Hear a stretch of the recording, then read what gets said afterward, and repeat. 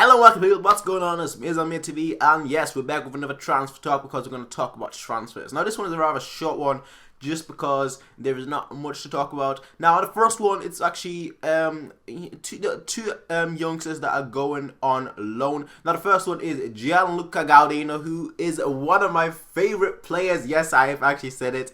Him and Thiago are one of my favorite players, one of my favorite midfield that I would like to see together. But he's looking to go on a loan to St.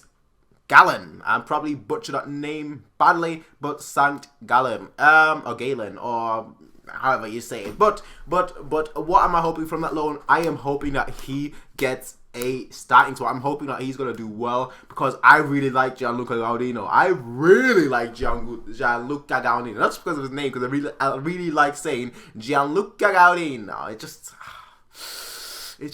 just amazing. That alliteration, Gianluca Gaudino. But overall, I do think that he's an excellent player. I don't doubt. I do think that he should start for Bayern. I think if he was 5 years older, as in if he was at this age 5 years ago, he would have been talked as the biggest German talent. He would have been similar to talk about how everyone used to hype up Toni Kroos. I remember when I don't know who it was exactly, but I think it was Mehmet Scholl that was saying that Toni Kroos is the best passer in the world and whatnot, and he was only 17 years old or so at that time, when he just moved from Rostock, and that's the kind of hype that I would see Gaudino get if he was maybe like if he arrived at the scene 5 years ago. But times are tough, I think we've done our biggest development in the last 4 years in terms of last 5 years actually in terms of going from a club that is around the top 8 places to a club that is definitely in the top 3 places, and that's why I feel sorry for Gaudino, and that's why I'm hoping that he's gonna do. That he's gonna massively, not massively improve, but get a lot of game time and play a lot at St. Gallen. Now, I don't know why they chose St. Gallen, because normally Bayern always choose a club, in like the Bundesliga. So I think St. Gallen is a team from Switzerland. So who knows? Maybe they really wanted him, because I know AC Milan really wanted to. I know a lot of teams really wanted to have Gianluca Gaudino in their team as a loan, obviously. But it looks like he's going on loan for 6 months. Let's hope he does well. I'll be watching some St. Gallen footage if I can actually find that, and I'll keep you guys up to date how he's doing.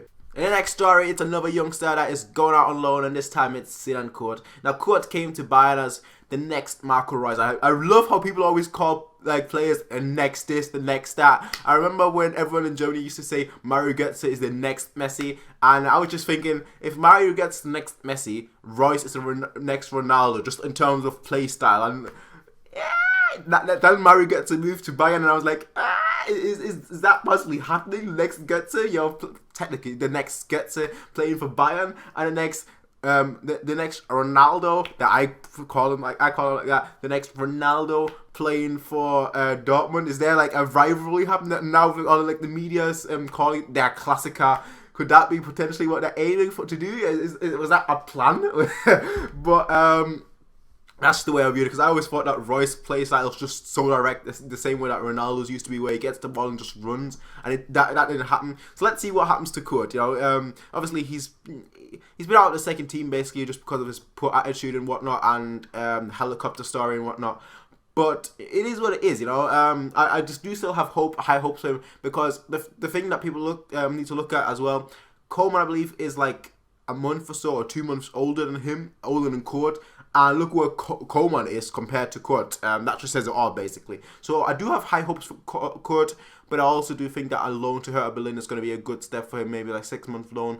I just hope we don't let Hertha Berlin buy him, because I do believe they have an option to buy, and that would hurt. That would hurt a lot, just because I look at someone like Emre Can, and I think Emre Can would have been fantastic right now for Bayern Munich. I think that his only thing he needs to work on is decision making, and he's improving on that. And once he got that, he's like a really good box-to-box midfielder. So I was kind of sad when we let Emre Can go, but I hope that's not going to be the case for Sinan Kurt. I hope that he's going to actually prove himself at Hertha Berlin, and I hope that he's actually going to show what he can do, and then come back and be like slowly get integrated into the team. But let's see if that happens. But I've got high hopes for you, so you better do a good job. Because if I have high hopes for you, man, you better not disappoint me. Because if you disappoint me, I'll be sad.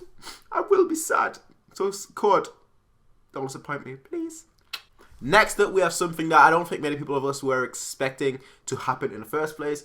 But it's always nice to see that players come out and say that. And that is Douglas Costa. He's come out and he said that he won't follow Pep. He basically said, Pep was the reason I joined Bayern Munich. He really wanted me at Bayern, so that's why I followed him. He promised me playing time and whatnot, so I'm really glad for that, you know. But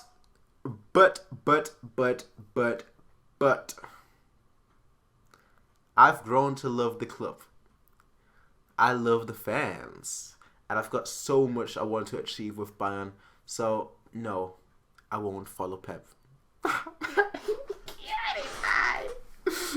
I mean, how can you say something like that and not expect me to blush? Like, like Costa, like, that's what you say. That's the exact thing that you say. So yeah, he's not following Pep. I don't think many of us are actually expecting him to follow Pep, but obviously he's been one of the standout players under Pep. So you'd expect the press to be saying that, you know, is he gonna follow Pep? You know, he came up before and said that Pep was the reason why he joined Bayern Munich. Is he gonna follow Pep now? But no, he's not. He is not. That is a goal. Napoli just scored a great goal, by the way, against Torino. But Costa is staying, which is good. Obviously, he wouldn't leave because when has there ever been a player that was not happy with Bayern Munich? The only player I can really think of, like, I'm talking about really recently. Like, I'm not talking about like argues with the coaches and whatnot. I'm just talking about in general with Bayern. And the only player I could really think of, in terms of hates the city. Not really hates the city, but more like wanted my money. That's Kroos, and that's obviously a recent example. I'm not going back. I'm just talking about like the last 4 or 5 years because I'm not thinking about Mandzukic because obviously he left because of the coach and whatnot. But there hasn't really been a player that has been a starting 11 player that we've let go, except no, I can't even say Balak really because it wasn't really the case as well. So I mean, it's gonna be interesting. Basically, that's all I'm gonna say. It's gonna be interesting. But yeah, he's staying, definitely staying, and that's good news for everyone. Now, last but certainly not least, and this is actually not transfer related at all, but I thought it was interesting to include. Lothar Matthäus, he came out and he talked about Guardiola. Let me actually read you what he had to say. So this is from Sport Bill, and this is also obviously translated. This is translated by Guardiola Tweets, so obviously I don't know how accurate the translation is. I haven't actually read the German version of it myself to make my own translation, which I normally do for these kind of things, but I do think it's pretty accurate. So Lothar Matthäus came out and said, and I quote, Guardiola can tell what he wants. Preparing the squad for Manchester City is too important that his mind will be with Bayern. 100%. That's a dangerous double game that he's playing. 5 fierce months. I can't say that word. 5 fierce months. Forgive. That just sounds awful. 5 fierce months are awaiting him now. There was never real love between Pep Guardiola and the Bayern players. The super saints of the Spaniards. His patting and hugging was much for the show. Just like his exaggerated acting on the sidelines. Götze not only needs a coach who takes him in his arms, but someone who's also honest and actually means it, like Jurgen Klopp. Seriously, seriously. Okay. Götze's qualities are indisputable. Apparently, they only appear within the right framework. Similarly, I can see the case of Frank Ribery, who often bickered with Guardiola. Now, this is actually quite interesting to actually talk about because there's a lot of players that have come out in the past. More Barcelona players and obviously Mario Mandzukic, but he never actually really spoke out about it. But there's a lot of players. Ibrahimovic, I'm gonna take him for example.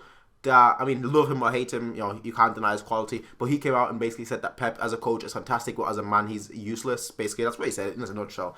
So it's interesting. Obviously, Matthäus, he doesn't know anything. Let's face it, right? He's as clueless as me and you. He doesn't know much, right? But the whole play acting between him and the Bayern players, the fact that he said that there is no real love between Pep Guardiola and the Bayern players, that is already false, just because we know that Lam came out and he said that the whole squad wants Pep Guardiola to stay, which is why he was talking to Pep Guardiola about him staying. So obviously that is false.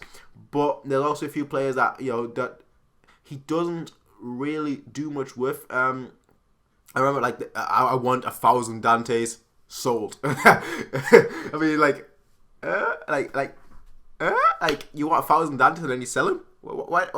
Then you've got no Dante. That doesn't make sense, But he does exaggerate a lot, and that's one of the problems that I actually had with Pep Guardiola. That he exaggerates a lot. Like, I want 1,000 Dantes. This is a super player. This is a great. No, he doesn't really use great, but unmöglich. The way he obviously says it. But I think Lothar Matthäus is really harsh on that one. I do think Pep Guardiola exaggerates everything, but I think that's just because of the way he is, and that's just the way he loves the game. He loves the game, and everyone knows that he's fanatical about football, and that's why I'm not gonna say anything bad about that, because if you love the game, then right, because I love the game. So yeah. What do you guys think? Like, do you guys agree with Lothar Matthäus, or do you agree with me, who thinks that Lothar Matthäus kind of talk around this? But I don't think Lothar Matthäus actually knows what he's talking about, and honestly, I don't really think that what he's saying is true. But tell me what you guys think, obviously, because that's just my interpretation. That's just what I think. But obviously, you might have different opinion, and if you do, please tell me in the comment section down below. But as always, people, you can rate, comment, favorite, and subscribe. And I'm speaking really fast, but yeah, you can rate, comment, favorite, and subscribe. You can peace out and have a nice day. Bye. Woo.